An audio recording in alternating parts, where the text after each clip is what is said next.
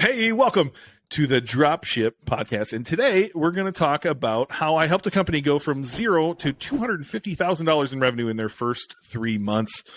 Sexy ass headline, right, John? Super sexy headline. And it was fun. But what's behind it is not necessarily as sexy as the headline, right? We all want to hit those big numbers. We all want to have a good time. We all want to do what the guru's doing online. But we all don't want to do the work, right? Like we all want to be Kobe. We all want to be Michael Jordan. We all want to be LeBron, but ain't nobody putting in the work that they're putting in, right? And so I got to give a lot of credit to the two guys I consulted. Their names are Sean and Zach. And, they listened to what I said and they did the work. And so I got to give credit to them, but you got to do some hard work. And we're going to work through some of what that hard work is today and kind of how that incorporates into Dropship Breakthru as well. So, John, what do you think of that sexy headline? Did I hit the clickbait hard enough? Man, that's everybody who's getting started in dropshipping. That's their dream headline, right? Like, I went from 0 to 250K. It's kind of like a guru headline, man. I'm wondering if you're going to wheel out the Lambo here or something and be like, hey, you want to know how I made 250K in 3 months? Join my program. We got to put the subheading too, right? We went. They brought me on board after a year. They did $1 million. Then we went 1 to 11 million in 2 years. Ask me how, right? Or we should get a Lambo. I should, at a minimum, like do a green screen on TikTok of like me standing. I'll stand in front of Ty Lopez in the famous picture of his bookshelves and the Lambo. Yeah, maybe it's coming. Who knows? Maybe we should just for fun. This was fun. The 250 watching those two gentlemen implement what I taught them quickly was fun. So when you brought me into this whole podcast realm, before you brought me into the course, like some of the stuff we were doing there, I was like, John, please put this in the course. Like this is going to help a lot of people. And now like we're continuing to add to this course that you brought me in on. Like everything I'm going to talk about today is in Dropship Breakthru. You can do this stuff too. You're not going to have me there holding your hand, but you kind of are, right? You're going to have John holding your hand in a lot of the course videos, and there's a shit ton more coming to the course, which is fun. We already have hundreds of videos. There's a whole lot more to come. So sexy headline, not sexy process. Where we started, which I think was important, was they had already chosen where they wanted to go. And it was enthusiast market like we try to teach in the course, right? It was something both of those gentlemen, including myself, were interested in, which makes the job a little bit easier. You don't have to do this, but I do think that it's important for you to find a market that either the marketing itself or the margins themselves or something like that interests you, or like that you're genuinely interested in, because these boys are genuinely interested in this hobby, as am I. And so like we knew the language that people in this hobby were speaking. We knew the different problems that they had, because we had those problems, right? And so it was very, very easy for us to go solve those problems, speak in their language, write headlines that talk to them, rewrite product descriptions, which is something you should do. Don't take the supplier, rewrite them yourself. And we also saw that like, oh my, why is everybody buying product 1 from vendor 1, product 2 from vendor 2, product 3 from vendor 3? No idea where to find product 4. We were like, why don't we just make a bundle out of this? And, kudos to those two gentlemen for like solving this problem. That really helped us in the beginning. I think you can do this without finding your right market, John, but you and I've had this argument before. I think if you can find an enthusiast market and you take part in it, like that might be the holy grail. Yeah, look, and it's true. It definitely, there are benefits to that. The reason I never say it's necessary is because it's not necessary, but it's good if that happens. A lot of people, and I myself was one of those people in the beginning. Literally, I wasn't doing anything that translated to high ticket dropshipping. Like, really wasn't. And that was okay. You can still find great ideas and enthusiast niches, and even if you're not in them yourself, as long as you don't hate it, the idea of whatever that thing is, you're going to be fine. That works too. But yes, that works too. If you Corey and I started Shop Tiny Houses, and I don't give a shit about tiny houses. I'm a big dude.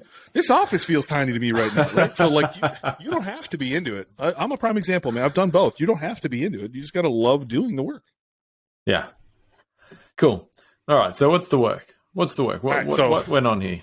One of the main things that we did in the beginning was like follow a checklist that was mostly I want to say it was mostly in my head at this point. And I started working it through my consulting. How do I here's everything that I do onto paper. And so I have these checklists for SEO specifically that you need to get done. You have to get all of your technical SEO done, and we've done some podcasts on this. You have to big time have to get your on-page SEO done. Like the presentation I had was like, on-page is how sexy you are, and off-page is how sexy your friends are. You can't control how sexy your friends are, but you can control how hot you are, right? Like you can do the work on-page. So I had these checklists of things that we've worked through here of like, your H1s, your H2s, your H3s, hitting the right keywords, hitting the supporting keywords, not targeting the same keyword on multiple pages, figuring out what Google wants for you, doing a collection page versus a product page, and more so just doing like the little things, right? So oftentimes we'll see either students of our course or people who have learned this elsewhere, or they're trying on their own, and they'll just go grab a brand.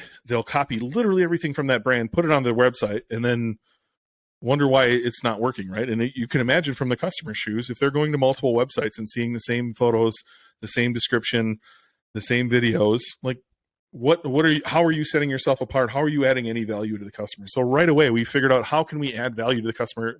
We rewrote all the product descriptions, at a minimum, rewrite your first paragraph. We hit the headlines right. We went through this checklist and just got the little things right that I think too many businesses take too long to get right, in my opinion. So that checklist I gave to John before him and I came together. John already had his own checklist, and we threw it in the course. Like, do you have any commentary on the checklists that are in the course around that stuff?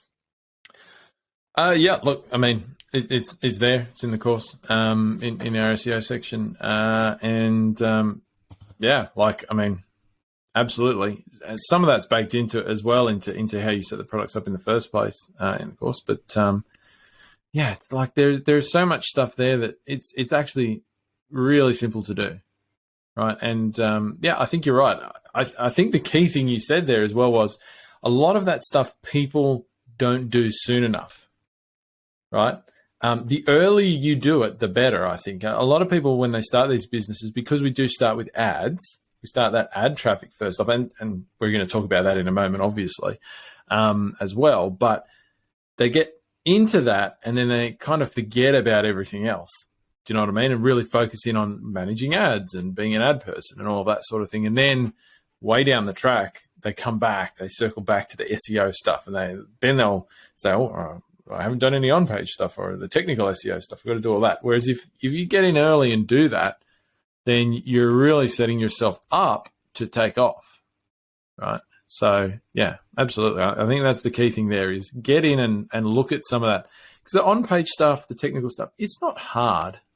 There's a few things that are a little bit technical in the technical SEO side that you might need a developer's help or something. But the on-page stuff particularly, man, like it's easy to do that. Some of it's a little repetitive, whatever, but it's easy work, right? It's not hard. And so you can do it even if you don't have any experience or anything like that yet. Just get in and do it. And more importantly, what you touched on, or I touched on rather, was like be unique. Like actually, like there's two parts to this. There's traffic and there's conversions. So let's just talk. Conversions happen on your website. Like if you've got them there through the traffic, which we'll talk about next, you have to be able to convert them. And so if they're coming, again, seeing the same shit they've seen on 3 other websites, that's not going to help your conversions. If you took the time to maybe alter some images if you can, or have some of that stuff near you where you can actually go take your own photographs, or you've taken time to rewrite the content and write it in a you format. Too many people have IAREA, as my friend Kurt also calls this. You want to talk you want this. You are in this situation. You are here because of this problem. And like walk someone through a product page in a different manner than what you're, copying from the supplier. It's going to pay dividends in your conversion rate. Plus, you're just going to be different. People are going to stay on your site. And so even beyond the SEO, just being unique, I think, is super helpful. The other side of that is traffic. And I think the benefit of them saying, hey, I'm willing to pay you to come on to help us in our first 3 months of the business was that I could help them, and I wrote perfect-ish, is get your ads perfect-ish right from the beginning. Like Google is a complex motherfucker. Like I don't know how to put it any way other, like it's very complex. Back then there wasn't so much automation. There wasn't Google trying to get you to do their automated things. You just kind of had to figure it out, right? And so heck, I didn't even know what I was doing in the very beginning. I was running our funnel the other way. I was trying to send keywords the opposite direction and doing negative keywords every single day, which really got annoying, by the way. And then I stumbled on the video that John and I have talked about before of like, how do we do this priority funnel? And so coming into their business, helping them know, here's the keywords we want to go after right away. Here's the most obvious ones, because they're the product title, or like, some long tails of the product title, isolating those and only paying for those, like getting that perfect, setting up remarketing right away, automating the lists that are populating right away so that we can layer on and say, I'll bid more for someone who's been to my website one time before. Doing all of the little things right out of the gates is going to help you jump out right away, because the only place you're getting traffic in the beginning is Google Ads. So you can either go in there and fumble around and hopefully get it right. You can follow our course, which I think is the best in the world. Kudos to John for setting this up, and you can get it as close as you can from those videos, or you can do like what they did, was like hire an expert to come in and make sure I get this perfect out of the gates. And so I think that was a big deal for them in growing, is just getting Google Ads right and not wasting any dollars in the beginning, just getting the right traffic at the right price to a page that's unique that hopefully converts. Yeah, absolutely. And if you're listening to this and you're out there thinking about getting started and kind of going it alone, you're going to get the Google Ads wrong, right? Honestly, I mean, that's just the reality. If you just go in and start a campaign and whatnot, you'll get some traffic, yes. You might jag a sale or two, but you're going to struggle to be profitable on that because Google Ads for high-ticket dropshipping businesses specifically, one, it's different to a way to how a lot of other e-commerce businesses will do it, particularly lower-ticket businesses. But two, it's very specific. Like there is a way that works best, and it's a very specific, and you can't really know that if you've never done it before. So, yeah, and I think that is, taking the reverse of that, this fast start. One of the ways that people do get a bit bogged down is that they run ads that aren't properly tuned in for like 3 or 4 weeks after they start, and it does really slow them down because then they got to go back and fix it all and kind of start again, sort of thing. So, yeah, absolutely. Learning how to do it before you launch it. So learning how to set it all up properly, how to identify the right keywords that you want to be targeting within your niche, and all of that sort of thing is key to not just even making a fast start, but making a profitable start. Do you know what I mean? Like, not even if you don't start with really big numbers, just when you make a sale, knowing that you're not losing money on it because you're wasting ad spend makes a big difference to starting one of these businesses, obviously. And I don't want to be like, I don't want to forget something that's super important here. And I'm going to call it what it is. It's luck. But luck to me tends to be when you're in the right place at the right time. Unless I golf with my buddy, and his uncles also golf there. And when they walk inside and they're like, hey, do you want to split some pull tabs? I always say yes, because that family fucking wins every time. I don't know how they do it. They're just lucky. That's luck. When it comes to like business luck, it's because you put in the fucking work. When you put in the work and you put yourself in a situation and you do the hard work, luck's going to find you. And there's like, I can point to many places in my story where call it serendipity, call it whatever you will. Luck showed up, but it's because I was putting in the work. And so there's 2 things that really stand out to me for these gentlemen. One, they chose the right industry. They found an underserved niche that needed some help. But there was opportunity there, and kudos to them for finding it. And they didn't find it right away, to be fair. I want to say Zach's first thing was beanbags. I think he had a beanbag store, and it didn't work out. And then that's when he paid me, and they were like, here's the idea. And we walked through the criteria I would have used back then, and it was perfect. And so kudos to them for finding this, right? Doing the work. Again, you can find this in our course. We walk you through 7-step criteria on how to narrow down your niche ideas to find one that's going to, hopefully not necessarily be a home run, but at least be a base hit and not just be a strikeout. The other thing was they hired me in September.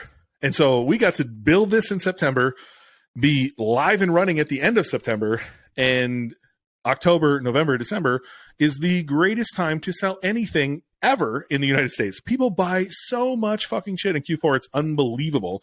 And so to have the stuff right, to have the ads in place and be there when people are searching for you, call that luck or call that just incredible timing or serendipity, or call it what you will. They were in the right place at the right time with the work done. Like that's I don't want to, I'll call it luck in the beginning, but they did the work. And so go do the work and see if luck can find you too.